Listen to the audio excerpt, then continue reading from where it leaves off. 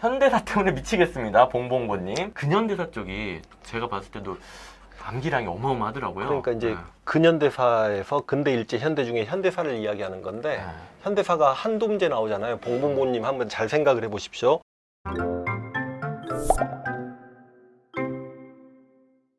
현대사가 한두 문제 나오잖아요. 그런데 우리 공무원 시험에서 저기 앞에 고대, 중세, 근세, 근대 그리고 근대 일제 현대 중에 가장 많은 똥 문제가 나오는 곳이 오히려 현대사입니다. 이게 그러니까 메커니즘을 이해를 해야 된다니까요. 왜냐하면 아무리 현대사를 열심히 공부해도 풀 수 없는 문제가 정말 현대사에서 많이 출제돼요. 그래서 왜 그런가 하고 고민을 해봤는데 이게 실제로 분필을 잡고 수업 현장에서 강의하는 선생님들은 그런 문제를 안 내시는데 예전에 이제 뭐 공무원에 가면 고시계도 있었고 직접 출제하시는 분들이 많잖아요. 그러다 보니까 또 이렇게 연세가 있으신 분들은 그 당시 정치에 관심이 있고 그러면 이론서 뒤져가지고 그게 중요한지 안 중요한지 모르고 출제를 해버리는 경우가 굉장히 많습니다.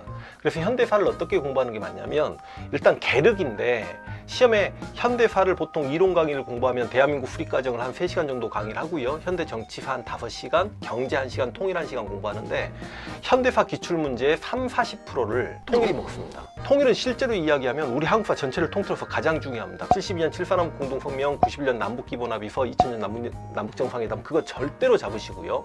그 다음 2시간 반짜리 수업 대한민국 수립과정은 45년부터 48년까지 선후관계 잡으시고 인물, 여운형, 김구, 김규식, 이승만 잡으시고 모스크바 3국의 상회의, 좌우합작운동, 그 다음에 50총선 남북협상운동 이거 꼭 잡으십시오. 그래서 거기서 한 문제 나올 확률이 또 30%입니다. 그러면 이제 진짜 현대 정치사가 남잖아요. 45년 해방부터 김대중 정부까지 출제가 된다고 하면 안 보고 연표를 끊어갈 줄 알아야 됩니다. 아 이거는 김대중 정권에 이거는 뭐 이승만 정권에 있었던 일이다. 왜냐하면 사건의 선후관계 문제는 또 맞아내야 되니까.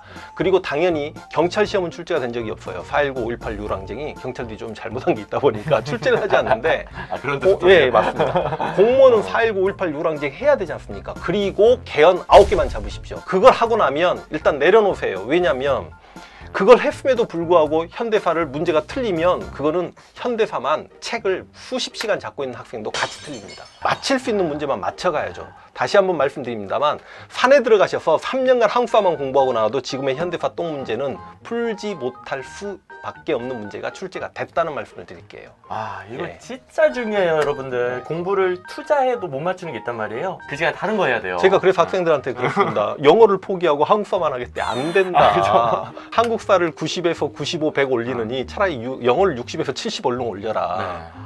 그렇게 이야기하는데 이거 진짜 그 현대사에서 어떤 걸 딱딱딱 잡고 그 다음에는 아무리 열심히 해도 거의 못 맞춘다. 요거 진짜 저희가 편집해가지고 다시 올려드릴게요.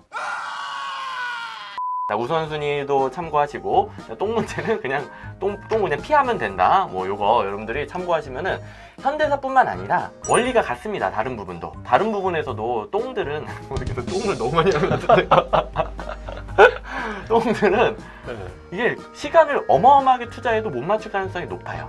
그 시간에 더 중요한 거 보는 게 점수에 더 도움이 되는 거죠. 정말. 네.